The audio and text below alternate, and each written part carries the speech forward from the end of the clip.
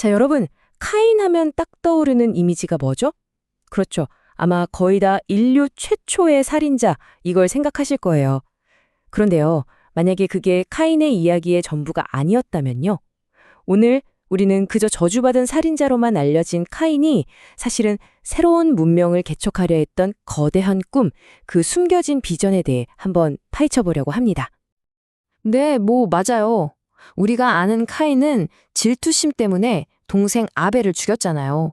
인류 역사에 기록된 첫 번째 살인자. 그래서 카인이라는 이름은 거의 죄, 배신, 이런 것들의 대명사처럼 쓰여왔죠.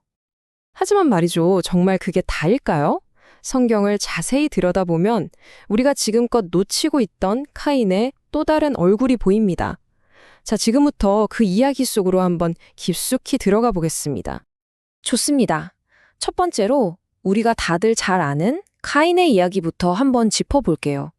왜냐하면 바로 이 익숙한 이야기 안에 오늘 우리가 파헤칠 엄청난 비밀의 실마리가 숨어 있거든요.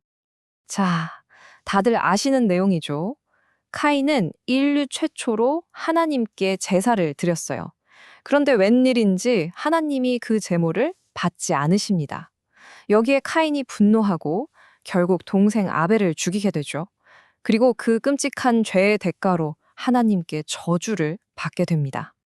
하나님이 카인에게 내린 저주, 그 내용이 이렇습니다. 너는 땅에서 피하며 유리하는 자가 될 것이다. 이게 무슨 말이냐면 평생 한 곳에 머물지 못하고 계속 떠돌아다니는 그런 삶을 살게 될 거라는 거죠. 바로 이 저주, 이 한 문장이 오늘 이야기의 가장 중요한 시작점입니다. 자, 그럼 떠도는 자가들이라는 이 저주, 실제로 어떻게 됐을까요? 보통 저주를 받았으면 그대로 됐겠지 생각하잖아요. 그런데 바로 여기서부터 카인의 이야기가 아주 그냥 상상도 못한 방향으로 확 틀어집니다. 정말 놀랍게도요, 카인은 떠돌아다니지 않아요. 아니, 오히려 그 반대입니다. 한 곳에 똑하니 자리를 잡고 심지어 인류 최초의 성, 그러니까 도시를 건설합니다. 평생 방랑자로 살라돈 저주랑은 완전히 180도 다른 행동을 한 거죠. 아니, 어떻게 이게 가능했을까요? 성경을 보면 카인이 정착한 곳의 이름이 나와요. 바로 놋 땅입니다. 그가 머물기로 한 이 땅의 이름 놋, 바로 여기에 첫 번째 열쇠가 있습니다. 자, 이게 진짜 재밌는 부분인데요. 이 놋이라는 단어가 히브리어로 무슨 뜻인지 아세요? 바로 유리하다, 떠돌다 라는 뜻입니다. 그러니까 카인은 말 그대로 떠도는 자의 땅이라는 이름을 가진 곳에 가서 정착을 해버린 거예요. 정말 기가 막히죠? 그러니까 핵심이 뭐냐면 이거예요. 카인은 이 저주를 평생 떠돌아다녀라 하는 어떤 행동에 대한 명령으로 받아들인 게 아니었던 거죠. 그게 아니라 너는 이제부터 놋 땅 출신이다. 이런 새로운 정체성을 부여받은 걸로 이해했다는 겁니다. 저주를 피해 도망간 게 아니라 오히려 그 저주를 자신의 새로운 이름표처럼 받아들이고 그 땅으로 당당하게 걸어 들어간 거죠. 자, 이렇게 놋 땅의 사람이라는 새 정체성을 갖게 된 카인. 그럼 그는 과연 그곳에서 뭘 하려고 했을까요? 지금부터 카인이 마음속에 품었던 정말 어마어마한 계획, 그 비전을 한번 들여다보겠습니다. 카인의 행보를 보면 이게 그냥 우발적인 게 아니에요. 아주 치밀합니다. 놋 땅에 정착해서 성을 딱 쌓고 첫 아들을 낳으니까 이름을 에녹이라고 지어요. 그리고 자기가 세운 그 성에도 똑같이 에녹이라는 이름을 붙입니다. 왜 하필 에녹이었을까요? 이 에녹이라는 이름에는 봉헌하다, 바치다 이런 뜻이 담겨 있거든요. 그러니까 카인은 자기의 아들 그리고 자기가 세운 이 도시 전체를 통째로 하나님께 바치겠다 이런 강한 의지를 이름에 꾹꾹 눌러 담았던 거죠. 네, 바로 이겁니다. 카인은 그냥 살려고, 생존하려고 도시를 만든 게 아니었어요. 그의 꿈은 훨씬 더 컸습니다. 바로 자신의 부모, 아담과 하와가 쫓겨났던 그곳, 잃어버린 낙원, 에덴. 그 에덴을 자기 손으로 다시 세우려는 그런 꿈을 꿨던 겁니다. 말하자면 제2의 에덴 동산 프로젝트였던 거죠. 한번 생각해 보세요. 에덴 동산이 어떤 곳이었죠? 천사들이 불칼을 들고 지키는 외부와 완전히 분리된 신성한 공간이었잖아요. 카인이 세운 에녹성도 똑같아요. 높은 성벽과 문으로 바깥 세상의 죄와 불순함을 막아내고 그 안을 하나님께 봉헌된 거룩한 곳으로 만들려고 한 거죠.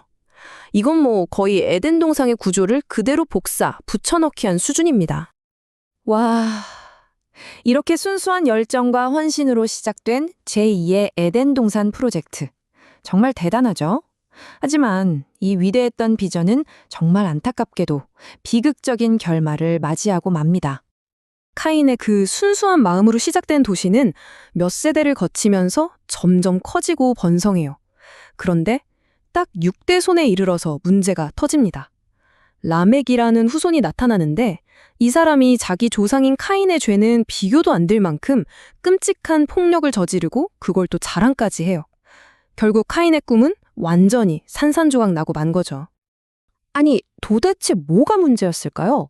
한 번 실패를 겪었으니까 그걸 교훈 삼아서 정말 철저하게 헌신적으로 시작한 프로젝트였잖아요. 근데 왜 이렇게 허무하게 무너져 버린 걸까요? 성경을 다시 한번 꼼꼼히 들여다보면요.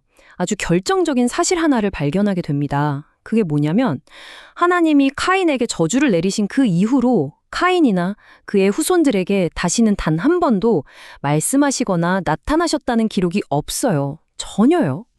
성경 잠언에 이런 구절이 있습니다. 묵시가 없으면 백성이 방자히 행한다.